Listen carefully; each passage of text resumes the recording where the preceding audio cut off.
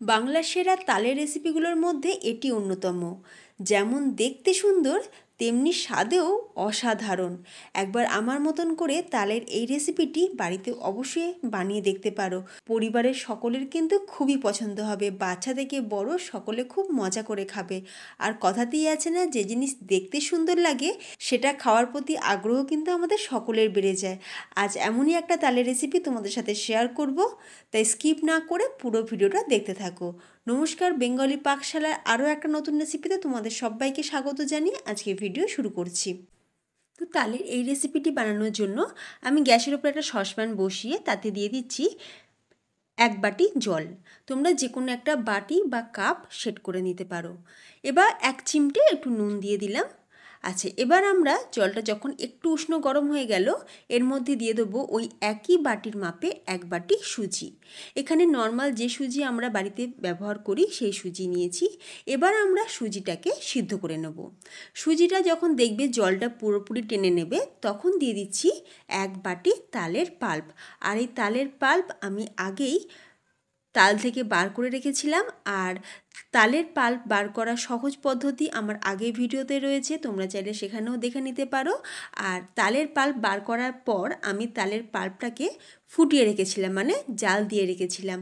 আমার মা বলে তালের পাল্প যদি একবার ফুটিয়ে ফ্রিজেতে রেখে দেওয়া যায় তাহলে সেটা দিয়ে বেশ অনেকগুলো আইটেম বানিয়ে নেওয়া যায়।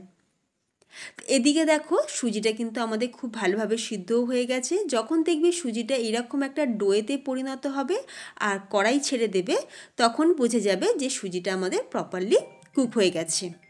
আর পুরো কাজটাই করতে হবে গ্যাসের ফ্লেমকে একদম লোতে করে দিয়ে।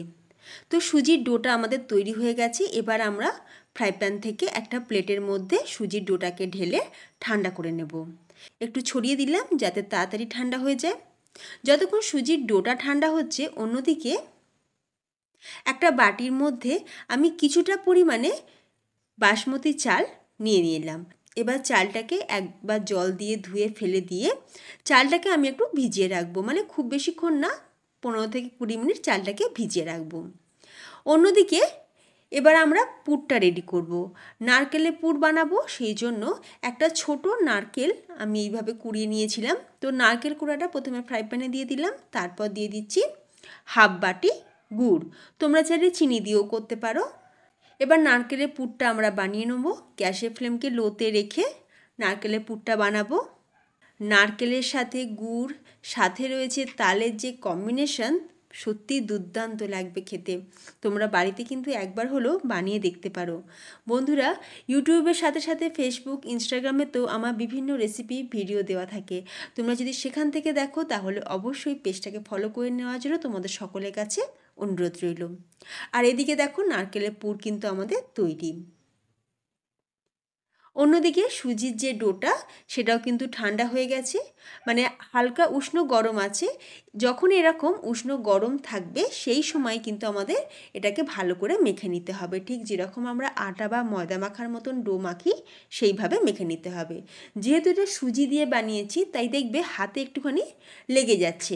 তো হাতের মধ্যে অল্প সামান্য ঘি মাখিয়ে তারপর একটু ভালো করে মেখে নেবে, তাহলে দেখবে আর হাতেতেও লেগে যাবে না। আচ্ছা, আজ আমি এটা একদম সহজভাবে বানিয়েছি, তাই সুজি দিয়ে বানিয়েছি। তোমরা চাইলে চালের গুঁড়ো দিয়েও কিন্তু বানাতে পারো, তাতেও কিন্তু দারুণ টেস্ট হবে। যেহেতু সবসময় চালের গুঁড়োটা আমাদের বাড়িতে থাকে না, তাই আমি সুজি দিয়ে বানিয়েছি। আর এদিকে দেখো সুজির ডোটা তো বেশ ভালো মতন মাখা হয়ে গেছে। এবার আমরা এখান থেকে একটু ছোট ছোট লেচি কেটে নেব। ঠিক যেরকম আমরা পরোটা বানাই বাড়িতে, সেই রকমই একটু বড় সাইজ করে লেচি কেটে নিচ্ছি।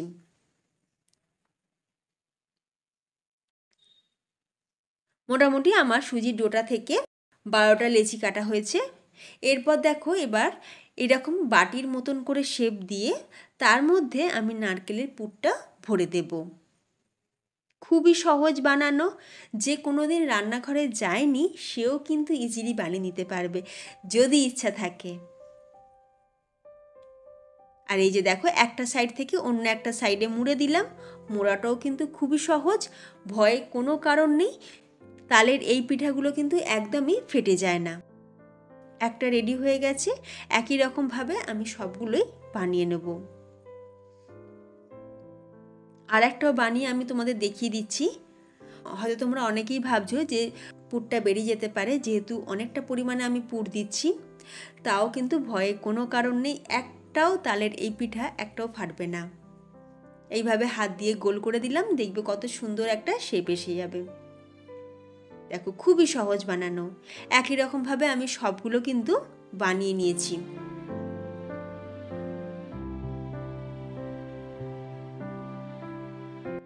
এরপর যে চালটা আমরা ভিজিয়ে রেখেছিলাম সেই চালে জলটাকে ফেলে দিয়ে তারপর চালটাকে একটা প্লেটের মধ্যে ঢেলে রেখেছি। এইবার সুজির এই যে পিঠেগুলো সেগুলোকে চালের মধ্যে এইভাবে কোট করে নিলাম। আর যেহেতু চালটা ভিজে তাই দেখবে খুব ভালোভাবে গায়েতে লেগেও যাবে। এরপর এইরকম একটা ছিদ্রযুক্ত থালাতে আমি হালকা একটু ঘি মাখিয়ে নিয়েছি, তোমরা চাইলে তেলও মাখিয়ে নিতে পারো। তারপরে তালের এই পিঠাগুলো থালার মধ্যে দিয়ে দিলাম। অন্যদিকে গ্যাসের ওপরে একটা কড়াইতে বেশ খানিকটা জল গরম করে নিয়েছি। এই পিঠেগুলো সম্পূর্ণ ভাপেতে তৈরি হবে, তাই থালাটা কড়াইয়ের ওপর বসিয়ে চাপা দিয়ে মিডিয়াম ফ্লেমে 10 থেকে 15 মিনিট মতন আমি এটাকে কুক করে নেব।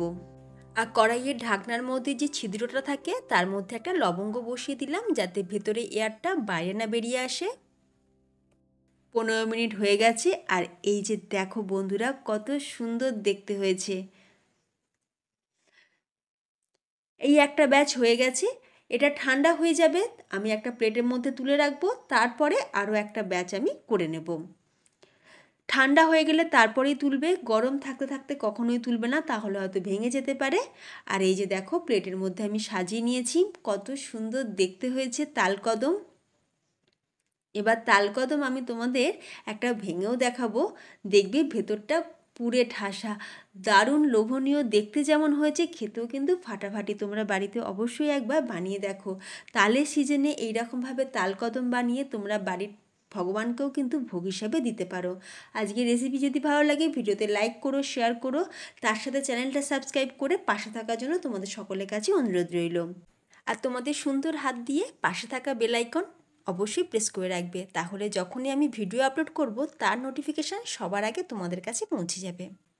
তো ফ্রেন্ডস, ভিডিওটা আমি এখানেই শেষ করলাম। তোমরা সকলে ভালো থেকো, ধন্যবাদ।